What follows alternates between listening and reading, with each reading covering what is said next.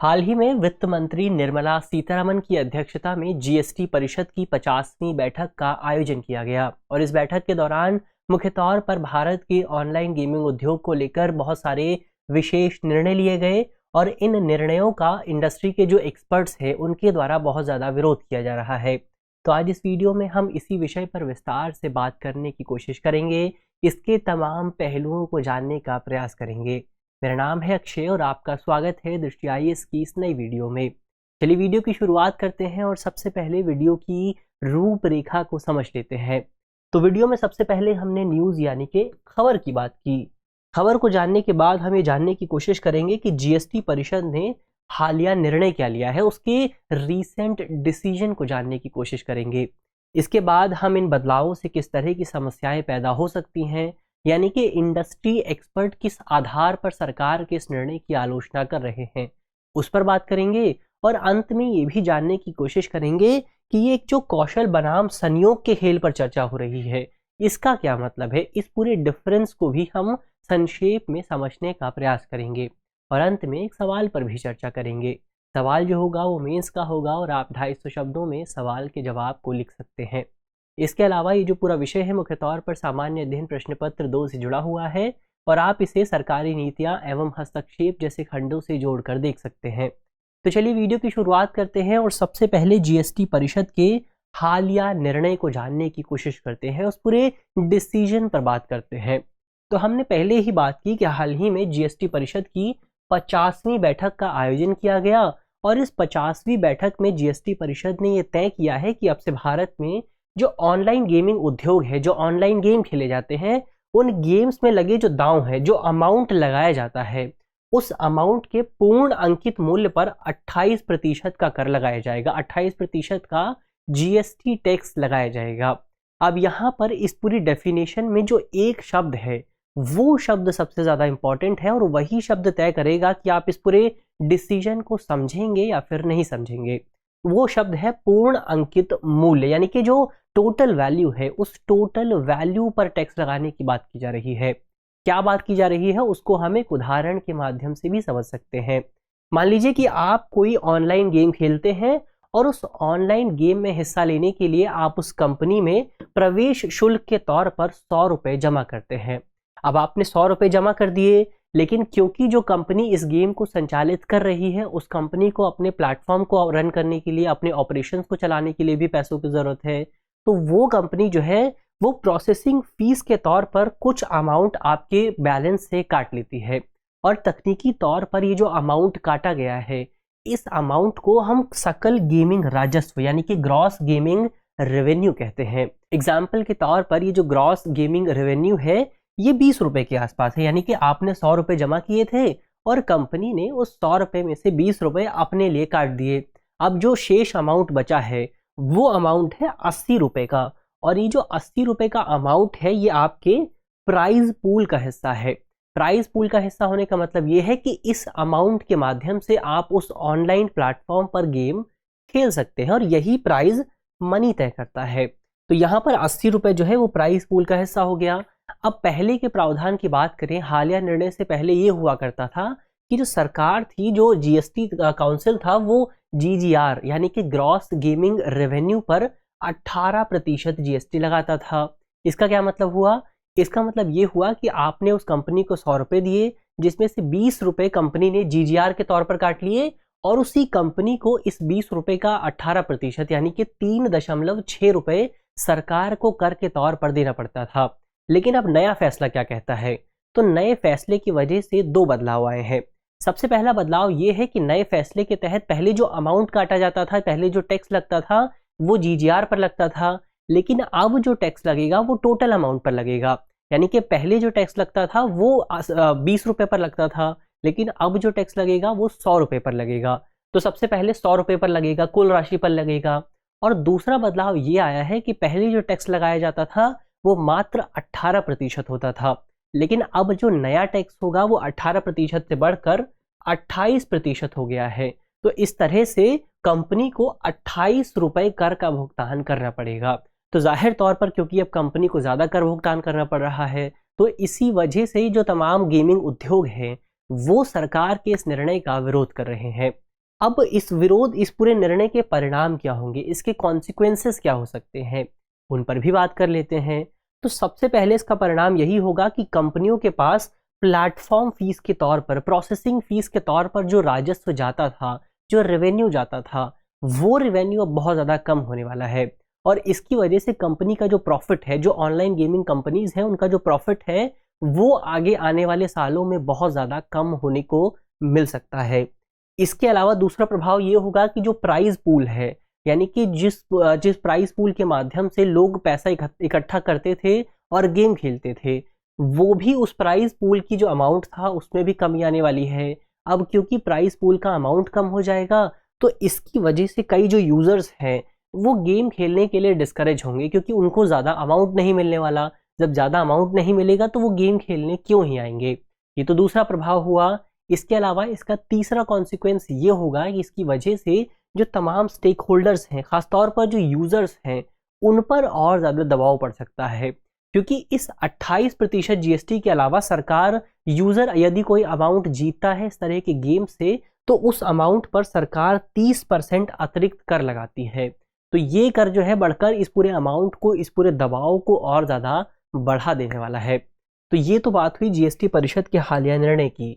अब यहाँ पर जानने की कोशिश करते हैं कि जीएसटी परिषद के इस निर्णय को लेकर जो तमाम इंडस्ट्री एक्सपर्ट हैं, जो तमाम विशेषज्ञ हैं, वो सरकार का विरोध क्यों कर रहे हैं। तो उनके विरोध के तर्कों को जानने से पहले ये भी जानना जरूरी है कि वर्तमान समय में भारत में ऑनलाइन गेमिंग उद्योग की स्थिति क्या है, कि कितना बड़ा ये उद्योग मौजूद है। तो अगर आप आंकड़ों की नज़र से देखेंगे तो आपको पता चलेगा कि साल 2022 में ऑनलाइन गेमिंग उद्योग का जो राजस्व था, जो रेवेन्यू था, वो तकरीबन 1.5 बिलियन डॉलर के आसपास था। और ऐसा अनुमान लगाया जा रहा था कि ये रेवेन्यू साल 2025 तक बढ़कर तकरीबन 5 बिलियन डॉलर तक पहुंच सकता है। तो जाहिर तौर पर हम कह सकते हैं कि वर्तमान समय में भारत में ऑनलाइन गेमिंग जो उद्योग है वो बहुत बड़े स्तर पर पहुंच गया है और भविष्य में इसका जो विकास है वो और ज़्यादा बड़े लेवल पर होने वाला है। और दूसरे आंकड़े भी कुछ ऐसा ही बताते हैं। अगर आप साल 2017 से साल 2020 के आंकड़ों को देखेंगे तो ये पता चलेगा कि भारत में जो ऑनलाइन गेमिंग उद्योग था उसका CAGR यानी कि कंपाउंड एनुअल ग्रोथ जो रेट था वो तकरीबन 38% के आसपास था। यानी कि भारत में ऑनलाइन गेमिंग उद्योग इस पूरी अवधि के दौरान 38% की गति से, रफ्तार से वृद्धि कर रहा था। और अगर आप भारत के इन आंकड़ों की तुलना दूसरे देशों से करेंगे, जैसे चीन की बात ले लें, तो चीन में ये जो आंकड़ा था ये मात्र 8% था, जबकि अमेरिका में ये आंकड़ा मात्र 10% था। तो जाहिर तौर पर भारत दूसरे विकसित देशों की तुलना में बहुत बेहतर प्रदर्शन कर रहा है, खासतौर पर ऑनलाइन गेमिंग उद्योग के मामले में। इसके अलावा उपयोगकर्ताओं की संख्या की बात करें, यूजर्स की संख्या की बात करें, तो 2017 के आसपास की जो संख्या थी वो 80 मिलियन के आसपास हुआ करती थी, जो कि 2021 के आसपास आकर 95 मिलियन पर पहुंच गई है। तो यूजर्स की संख्या में भी बढ़ोतरी हुई और भारत दुनिया में ऑनलाइन गेम के यूजर्स के मामले में सबसे प्रमुख देशों में से एक है। तो ये तो इस ऑनलाइन गेमिंग उद्योग की स्थिति की बात हुई। अब इतने बड़े उद्योग को लेकर सरकार का जो फैसला आया है, जाहिर तौर पर उस फैसले के कुछ प्रभाव भी होंगे। उन प्रभावों पर हमने पहले ही बात की है, लेकिन इस फैसले में समस्या कहाँ पर आती है, प्रभाव के नकारात्मक परिणाम कहाँ पर सामने आते हैं, उन परिणामों पर बात करते हैं। तो इस पूरे निर्णय को लेकर जो ऑनलाइन गेमिंग उद्योग के तमाम एक्सपर्ट्स हैं, उन एक्सपर्ट्स ने सरकार के इस निर्णय को अत्यंत दुर्भाग्यपूर्ण बताया है। और उन लोगों का कहना है कि सरकार के इस निर्णय की वजह से भारत का जो ऑनलाइन उद्योग है वो पूरी तरह से तबाह हो सकता है और ये जो लोग हैं ये दूसरे देशों में शिफ्ट हो सकते हैं।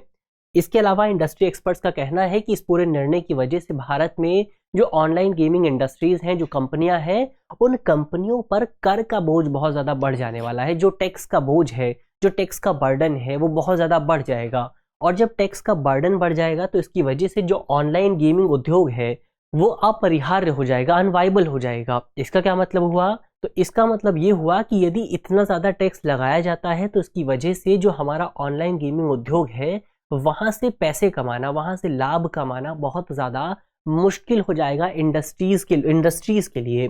तो इसका एक दूसरा पहलू ये होगा कि यदि भारत में ऑनलाइन गेमिंग उद्योग पर इतना ज़्यादा टैक्स लगता है तो इसकी वजह से भारत में जो ब्लैक मार्केट ऑपरेटर्स हैं उनकी संख्या में बढ़ोतरी हो सकती है। क्योंकि ब्लैक मार्केट ऑपरेटर्स सरकार के नियंत्रण में नहीं आते हैं, उन पर जीएसटी नहीं लगता। तो ऐसे में जो यूजर्स हैं जो अब तक लीगल तरीके से गेम खेल रहे थे वो अब इलीगल तरीके से गेम खेलेंगे, और इसकी वजह से सरकार को भी नुकसान झेलना पड़ेगा, सरकार को भी राजस्व नहीं मिलेगा जो कि पहले मिल रहा था। तो जाहिर तौर पर भारत में ब्लैक मार्केट में बढ़ोतरी हो सकती है। इसके अलावा इसका एक प्रभाव ये भी होगा कि इस निर्णय की वजह से भारत में ऑनलाइन गेमिंग में जो एफडीआई आता है, जो फॉरेन डायरेक्ट इन्वेस्टमेंट आता है, उस इन्वेस्टमेंट में भी कमी देखने को मिल सकती है। क्योंकि जाहिर तौर पर जो विदेशी निवेशक हैं वो सरकार के कदमों पर, सरकार के जो प्रयास है, सरकार के जो निर्णय हैं उन पर नजर रखते हैं, और उन्हें जब ये पता चलेगा कि सरकार अपने ही उद्योग पर इतना ज़्यादा टैक्स लगा रही है, तो वो ये निष्कर्ष निकालेंगे, वो समरी निकालेंगे कि अब यहाँ पर इस उद्योग पर, भारतीय उद्योग में पैसा कमाना बहुत ज़्यादा मुश्किल हो गया है। तो वो भारत में निवेश न करके किसी दूसरे देश में निवेश करेंगे, और भारतीय निवेशकों का भी यही हाल होगा। भारतीय निवेशक भी ऑनलाइन गेमिंग इंडस्ट्री में निवेश करने से पहले बहुत ज़्यादा सोचने वाले हैं अगर सरकार इस तरह का कोई निर्णय लेकर आती है।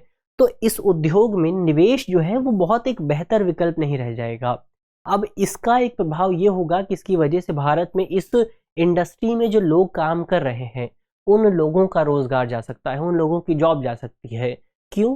क्योंकि जब इस इंडस्ट्री में राजस्व नहीं होगा, प्रॉफिट नहीं होगा, तो निवेश नहीं होगा, निवेश नहीं होगा तो लोगों को पैसे देने के लिए कंपनी के पास पैसे नहीं होगा, तो कंपनी के पास पैसा नहीं होगा तो कंपनी लोगों को रोजगार से निकाल देगी। तो जाहिर तौर पर इसकी वजह से इन लोगों को भी, जो लोग इस इंडस्ट्री से जुड़े हुए हैं, उनके रोजगार पर भी प्रभाव देखने को मिल सकता है। तो ये तो बात हुई इन बदलावों में समस्या क्या है। लेकिन अब आप यहाँ पर एक सवाल ये पूछ सकते हैं कि अगर इस पूरे निर्णय में इतनी ज़्यादा समस्या मौजूद है तो सरकार इस निर्णय को क्यों लेकर आ रही है। दरअसल सरकार का कहना है कि भारत सरकार के इस निर्णय का प्राथमिक उद्देश्य इंडस्ट्रीज को डिस्करेज करना नहीं है, बल्कि इसका प्राथमिक उद्देश्य ये है कि भारत के जो युवा हैं उन्हें ऑनलाइन गेमिंग से दूर रखा जा सके। क्योंकि कई अध्ययन ये बताते हैं कि ऑनलाइन गेमिंग की वजह से भारत में युवाओं के मानसिक स्तर पर, युवाओं पर मानसिक स्तर पर बहुत ज़्यादा नकारात्मक प्रभाव देखने को मिल रहा है, और एक बहुत ज़्यादा स्ट्रेस देखने को मिल रहा है, सुसाइडल टेंडेंसीज देखने को मिल रही हैं। और इन्हीं तमाम चीज़ों से बचने के लिए भारत सरकार युवाओं के लिए इस तरह का एक निर्णय लेकर आई है ताकि उन्हें ऑनलाइन गेमिंग से दूर रखा जा सके। तो ये तो ऑनलाइन गेमिंग के इस निर्णय की बात हुई, इसके तमाम पहलुओं की बात हुई। लेकिन इसका एक एस्पेक्ट और है, उस एस्पेक्ट पर भी बात कर लेते हैं, जो कि है कौशल बनाम संयोग पर जो चर्चा हो रही है, इस पर बात कर लेना भी ज़रूरी हो जाता है। तो अक्सर इस तरह के जो गेम होते हैं, इस तरह की जो इंडोर्स या दूसरे तरह के जो गेम्स होते हैं, इन गेम्स को हम दो कैटेगरीज में डिवाइड कर सकते हैं। पहले नंबर पर आते हैं कौशल के खेल, यानी कि स्किल, गेम ऑफ स्किल, और दूसरे नंबर पर आते हैं संयोग के खेल, यानी कि गेम ऑफ चांस। अब दोनों में अंतर क्या है तो नाम से ही समझ में आता है। कौशल के खेल वो खेल होते हैं जहां पर आप अपनी स्किल के आधार पर, आप अपने कौशल के आधार पर ये पता लगा सकते हैं कि कौन जीतने वाला है या फिर खेल का परिणाम क्या रहने वाला है। यानी कि आप अपने कौशल के आधार पर खेल के परिणाम को बदल सकते हैं। जैसे कि आप फ़ोन में कोई गेम खेलते हैं या टेम्पल रन गेम हो गया, उस तरह के जो तमाम गेम होते हैं वो आपके कौशल पर निर्भर करते हैं। इसके अलावा जो ड्रीम 11 गेम हो गया, फैंटेसी लीग हो गई, इस तरह के जो गेम हैं वो भी गेम ऑफ स्किल के कैटेगरी में आते हैं। लेकिन यहाँ पर सबसे विशेष बात यह है कि ये जो दोनों कैटेगरीज हैं, ये कैटेगरीज इंडस्ट्री की बनाई हुई है, सरकार ने ऐसा कोई डिस्टिंक्शन नहीं किया है, ये इंडस्ट्रीज की डेफिनेशन है। तो हमने पहले बात की कौशल के खेल की, गेम ऑफ स्किल की। इसके बाद बात करते हैं संयोग के खेल की, यानी कि गेम ऑफ चांस की। गेम ऑफ चांस मुख्य तौर पर आपके लक पर निर्भर करता है कि आप कितने ज़्यादा लकी हैं, यानी कि आप अपने कौशल के आधार पर गेम के परिणाम को परिवर्तित नहीं कर सकते। जैसे कि लॉटरी हो गई, जुआ हो गया, सट्टेबाजी हो गई, इन्हें गेम ऑफ चांस में डाला जाता है। अब जो ऑनलाइन गेमिंग इंडस्ट्री रही है वो हमेशा से इस बात पर जोर देती रही है कि भारत में जो फैंटेसी लीग है, जो ऑनलाइन गेम्स हैं, उन्हें कौशल का खेल माना जाए, यानी कि गेम ऑफ स्किल माना जाए, क्योंकि यहाँ पर एक स्किल इन्वॉल्व होती है। लेकिन इसके पीछे का एक दूसरा कारण भी है। दूसरा कारण ये है कि अगर सरकार इस तरह के गेम को गेम ऑफ चांस मानती है तो इस तरह के गेम्स पर सरकार 28% जीएसटी लगाती थी पहले से भी, यानी कि भारत में पहले से ही संयोग के खेल पर बहुत ज़्यादा कर लगाया जा रहा था। तो ऐसे में यदि इंडस्ट्री सरकार को इस बात पर राज़ी कर लेती कि इसे गेम ऑफ स्किल माना जाए तो इस पर बहुत ज़्यादा कम कर लगता। लेकिन अब क्योंकि सरकार ने ये स्पष्ट कर दिया है कि ये इस तरह का कोई डेफिनेशन मौजूद नहीं है और दोनों तरह के जो गेम है वो एक ही कैटेगरी में आते हैं और उन पर एक ही तरह की जीएसटी स्लैब लागू की जाएगी जो है 28%। तो इस तरह से सरकार ने इस पूरी बहस पर लगाम लगा दी है। तो ये तो इस पूरे विवाद की बात हुई। अब अंत में एक सवाल पर भी बात कर लेते हैं। सवाल जो है वो मेंस का है और आप 250 शब्दों में सवाल का जवाब दे सकते हैं। आज का हमारा सवाल है कि ऑनलाइन गेमिंग पर 28% जीएसटी लगाने के सरकार के निर्णय के निहितार्थों पर चर्चा कीजिए। यानी सरकार ने जो निर्णय लिया है, इस निर्णय के क्या इम्प्लीकेशंस हो सकते हैं, क्या निहितार्थ हो सकते हैं, आपको उन निहितार्थों पर चर्चा करनी है। इसके अलावा आप कमेंट बॉक्स में बता सकते हैं कि भारत में जीएसटी को किस वर्ष लागू किया गया था। मुझे उम्मीद है कि इस वीडियो में जिन बिंदुओं पर बात की गई है वो आपको समझ में आएंगे। और यदि आप इस वीडियो की पीडीएफ चाहते हैं तो इसकी पीडीएफ आपको हमारे टेलीग्राम ग्रुप पर मिल जाएगी और टेलीग्राम ग्रुप का जो लिंक है वो वीडियो के डिस्क्रिप्शन में होगा। तो ग्रुप से जुड़ना बिल्कुल भी ना भूलें। मिलते हैं आपसे अगली वीडियो में, तब तक के लिए धन्यवाद।